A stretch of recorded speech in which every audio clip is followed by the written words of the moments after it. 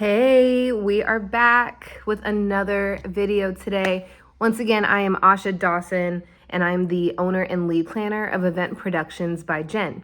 And today we are going to talk about how to balance family expectations with your dream wedding. Let's begin with the common problems that can arise when planning a wedding with maybe difficult family members. First off, what can often happen, especially in the beginning stages, is overwhelm. Okay.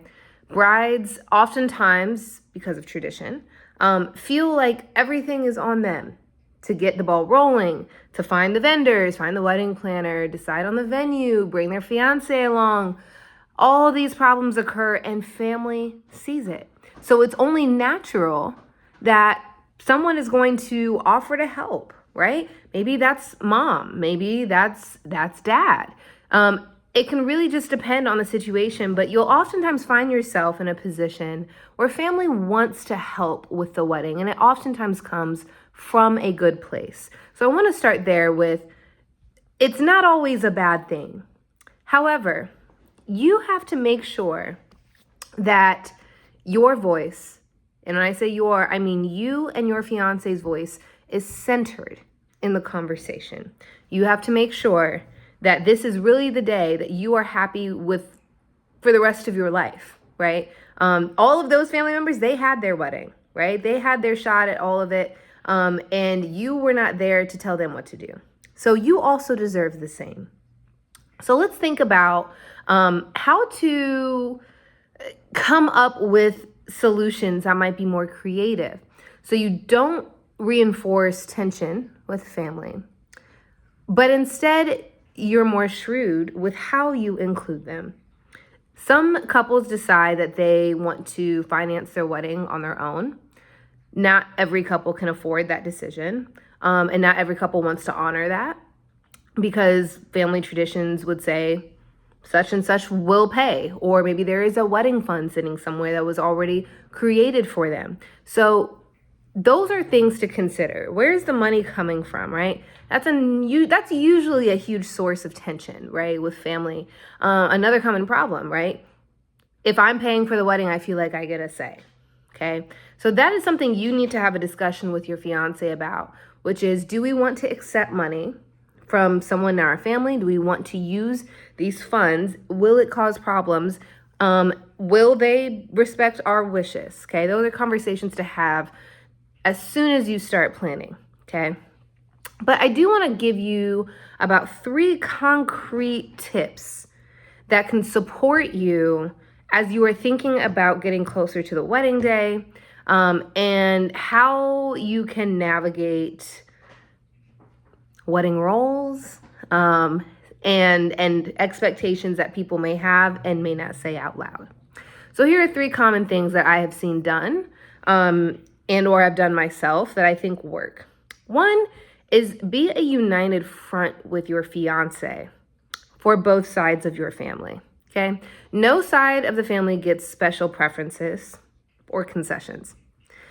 The two of you are on the same page, and whatever you two decide, you back each other up as you're talking to each side of the family, right? There are no back doors. Oh yeah, this is how, my mom wants to do it this way. And, okay, so mom wants to have her phone out at the ceremony, but I want the ceremony to be unplugged, right?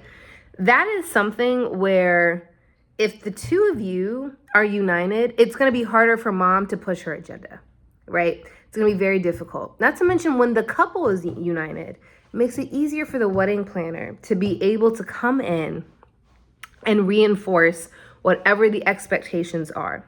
So let's go back to that example about the unplugged ceremony. If the wedding planner sees that mom has her phone out, even though she knows it's an unplugged ceremony, right? I now have a much easier time as a planner going up to her and saying, look, really understand why you want to have your phone out, but we have someone else here to capture all the photos and video footage, and we will make sure that gets to you. But we want to respect the couple, right? Instead of I want to respect the bride in this moment by respecting their wishes. It's harder to do that same thing if the groom has already said yes, and the bride has said no. There's no united front. There's no secondary enforceability. It is what it is, right? Another piece, include the mother of the groom, if you are the bride, meaningfully in that day. This is one that we often don't talk about, but wedding days are a great start to not just the marriage, but to the family dynamics. So as you are thinking about who you want in your wedding, who you want getting ready with you that day, those are soft signals that can unite a family, that can bring two sides of a family together. And I encourage you to consider how you want to do this. One of the more common ways I've seen is that during the getting ready time on that like morning of the wedding, the mother of the groom will get makeup done, right? The professional makeup done with the bride and all of her bridesmaids and the bride's mom. That's one common way that is both passive and meaningful, because it makes the mother of the groom feel like she's part of the group. She's one of the girls. And that is something that is a message of unity. Also, the ability for her to bond with you before she's getting married, before you are getting married that day, is a wonderful organic time, because not everyone gets to see the bride before she comes out all dressed, right? So for you to extend that offer to her might mean something to her. That's another way, if there especially has been some tension between sides of the family over what the wedding day is supposed to look like. The last piece of advice I will give you is actually a negative. Don't just give responsibilities to your maid of honor because she's your sister or because she's your best friend. You need to be able to rely on your bridesmaids and or maid of honor as someone who can actually show up for what needs to be done. While bridesmaids are definitely, while bridesmaids and maids of honor are definitely symbolic, they are also people who are going to be with you on that day.